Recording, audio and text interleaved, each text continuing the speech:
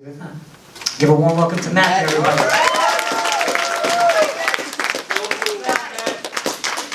Bring it strong. Yeah, no pressure. No pressure. Yeah, I'm not red because I'm nervous. I'm Irish, and we sat outside all day. Own that. Talk about heritage. Good news.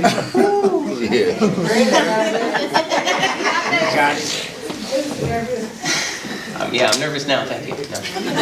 December 11th, 2006. I was arrested for first-degree murder. A week later, I was arraigned and told by the judge, if you are found guilty, you face death by lethal injection. Damn. I went back to my cell. I sat there thinking, shit, I've got nothing left. I'm 19 years old. Actually, at this point, I was 2 days past 20. Damn. It's over before it began. 6 months later, June 21st, 2007, my niece, Lorelei Sydney Toerner, was born. And hope came back into my life. My brother and my sister-in-law brought her to visit me, and she's still this little baby, right? Everybody thinks their baby is the cutest baby, right? But this baby is a damn cute baby, right? They bring her into visiting, and they turn her towards me, and they say, "That's your Uncle Matthew." And she reaches out for me and hits the glass. And what do babies do when something doesn't go their way? They cry, right? And I'm like, damn, this baby's gonna cry. We're in a room full of people. Some serious shit going on. She doesn't cry. She yells at the glass and balls her fist and hits it like, "Hey man, get out of my way." That's my uncle. And it made me realize that, you know what? It doesn't matter what stands in your way if you're willing to try and go through it. Come on. All right. A year later, I'm convicted. 4 months after that, I'm sentenced. Life without the possibility of parole. And it made me wonder, what if I never get a hold of my niece? Her older brother, after he was born, I got to hold him. I never got the chance to hold her, and I wondered, what if I never get to hold her? What if that glass is all she remembers of me? To reach out to me and not be able to do it. I go to state prison, right? I get fingerprinted, I get photographed, they make you sign a body receipt, right? Because that's fun. I'm like, yeah, welcome to the last yard you'll ever see. You're gonna die here, get comfortable. And then when she's about 5 years old, they bring her to visit me again.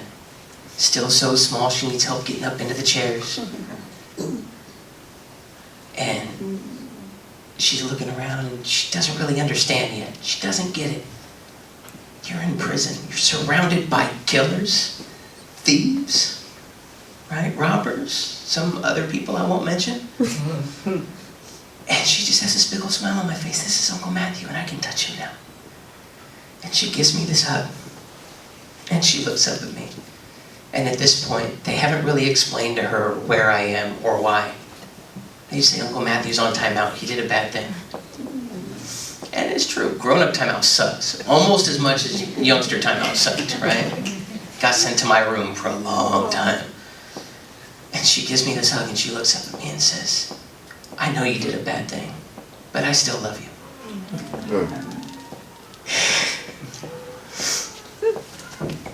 And in that moment, all the way up until then, it's not I committed murder. It's I am a murderer. I claimed the label that the state put on me. I became the monster they believed me to be. And in that moment, that pure, innocent, unadulterated love of a 5-year-old took me from being a murderer to someone who committed murder. I became Uncle Matthew for the first time. And it gave me hope that I can be more than my circumstance. And I've been going to groups and I've been going to church, but the going is not the same as the doing. And I had to make the choice. Who do I want to be for me? And how do I want her to remember me? And maybe a year or two later, I call my brother on the phone. And And she's in the back seat of the car, and she asked the question, are we going to visit Uncle Matthew? It's a Wednesday. No, they're not, right? Where in the hell are you guys that she thinks you're coming to see me? At this point, I'm in Calipatria, which is in like the butt crack of the state of California.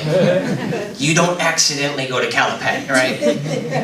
Where are you? He goes, oh, we're nowhere near you, man, but we drove by a place with razor wire. Oh, hell no, right?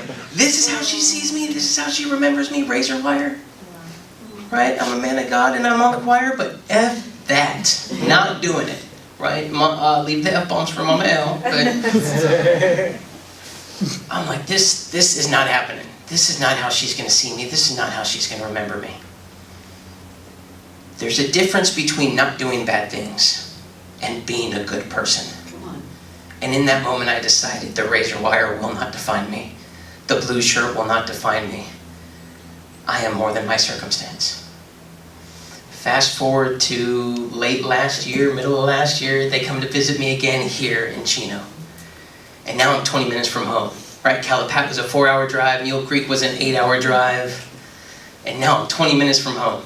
I grew up seeing those mountains out of my backyard, and damn if I didn't have to come to prison to appreciate a $1 billion view, right? She comes to visit me. And her mom and her brother go to the vending machines to get some food, and she sits down across from me and she looks me right in the eyes and goes, Uncle Matthew, no bullshit. What really happened? Damn. Right? 16.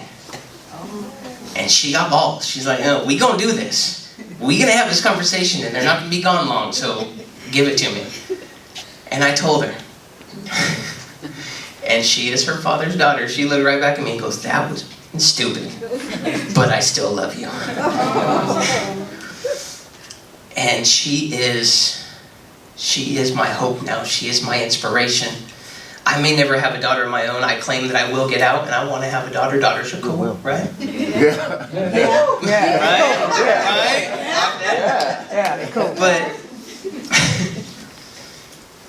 she is an artist. She is a musician, she is a mechanic, right? Wow. She wants to be a teacher even though she wanted to graduate early because quote unquote teenagers are stupid, right? But she is so much of what I realize I will never be because I didn't take the chance when I had it. But in seeing what she can become and knowing that she still loves me, it gave me hope that I might not be that, but I can still be something. And she even asked for permission to have the Bible that I had in high school. Like, hey, I'm curious. I want to be able to read some stuff. I want to be able to ask the questions, but I need the information first. I'm so proud of her, and I'm so proud to be able to call myself her uncle. And you know, on December 1st, I became a murderer. But today, I am proud to know that I am not my circumstance. I am Uncle Matthew. I have hope. I have promise. And I have love in my life that no shade of blue can ever take away. Thank you. That's